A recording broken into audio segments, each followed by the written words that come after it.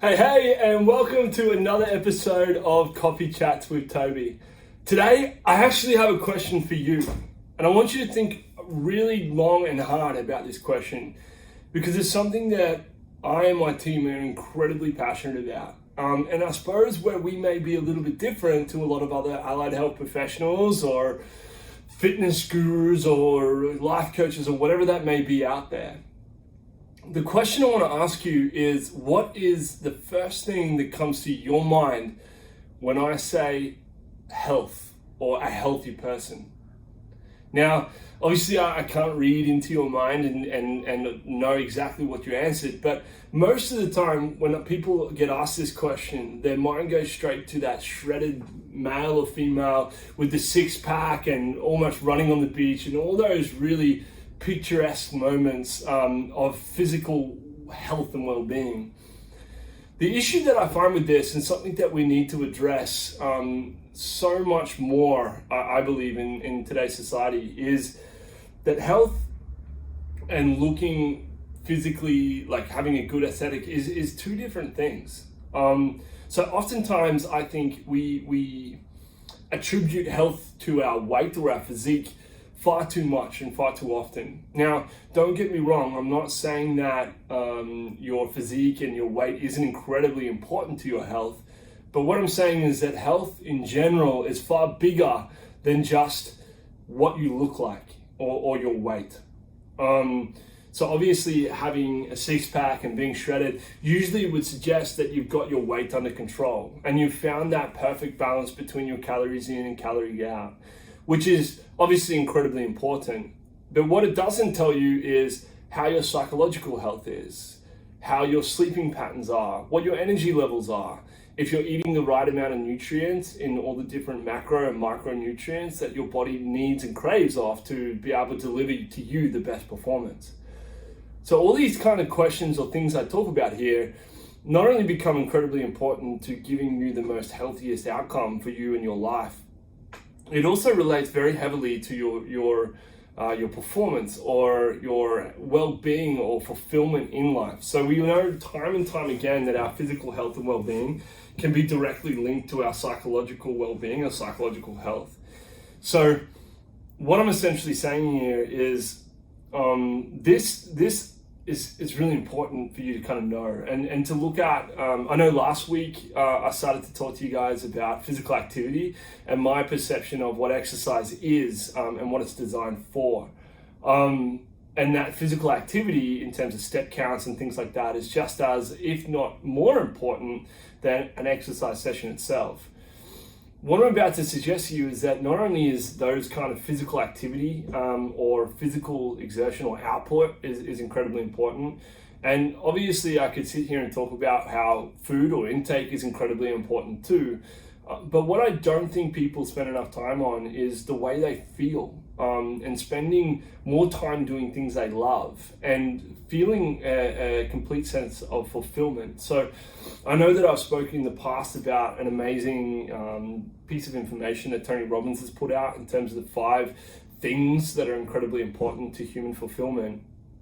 But I wanted to talk a little bit more from the heart here and speak to you guys about your sleep and also staying psychologically healthy and paying attention to those kind of things. So paying attention to things that make you unhappy and things that actually make you happy and things that you're good at and things that you're not so good at. And I talk a lot about this, and I think I've done another video on this already, is spending more time in your, what we consider here, your genius mode.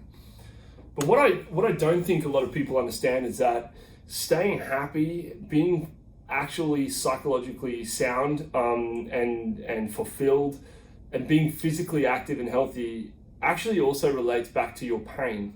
So I'm not sure if you guys are following us or not, but at the moment there's a huge push in our company for an understanding or a better understanding of chronic pain and how literally the way that your body experiences stimulus as painful or unpainful can come down to how much sleep that you've had that day, how much stress you're under, what anxiety levels you're at in terms of all different kind of shapes and forms in your life. And oftentimes we spend time within our sessions literally just getting to know the person and finding out what makes that person tick and going, right, well, if you're getting so anxious and stressed about your job or maybe even about coming home to a messy house, what things can we start to implement in our life to reduce our kind of stimulus to be anxious or stressed? So essentially this video is me trying to encourage you guys to sit down and reflect on your last week, your previous week, and go, right, well, how happy was I out of 10 each of these days? So Monday, Tuesday, Wednesday, Thursday, Friday. And once you kind of have a thought process around how happy and fulfilled you are in each of those days, you should ask yourself why. Was it the fact I went to bed early? Was it the fact I got up at the time, on my first alarm that I put on and went to the gym and actually got my physical activity done for that day? And I guess this kind of starts to relate back to another thing that we go through with our team, particularly, and also with our clients, is what I consider the 4 Qs. So you got IQ, which is obviously your intellectual intelligence. You got EQ, which is your emotional intelligence.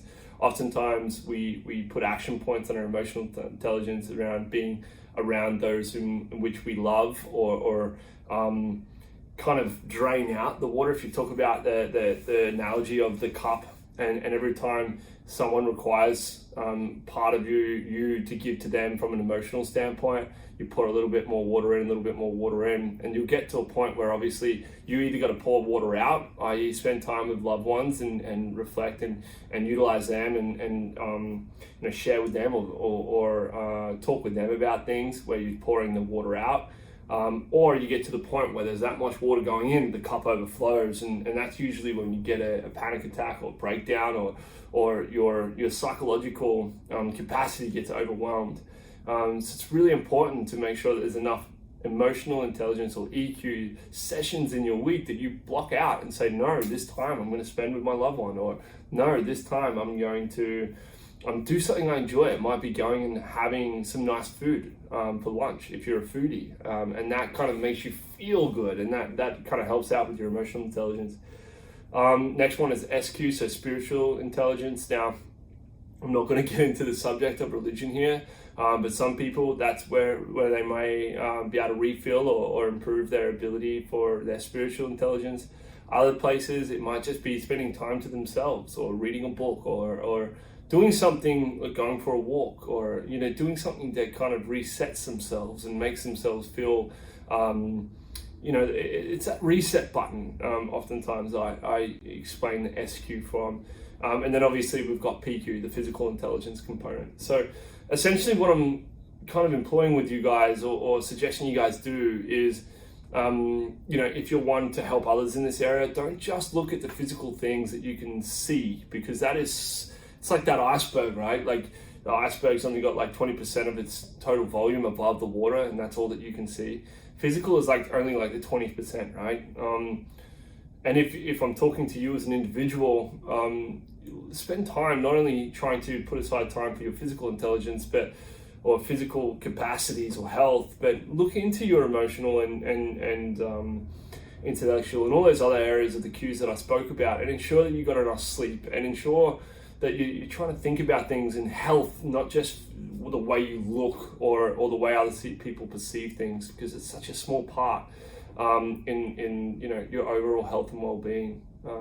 Spending time on yourself and reflecting is so important, and oftentimes what leads to ultimate success. So I hope that's kind of struck a few chords with a few people. I know that this year has been a really tough year for everyone, and therefore I think this kind of conversation needs to be had a lot more. People need to seek out help from people they love around these kind of topics a lot more. So yeah, I hope that helps, guys.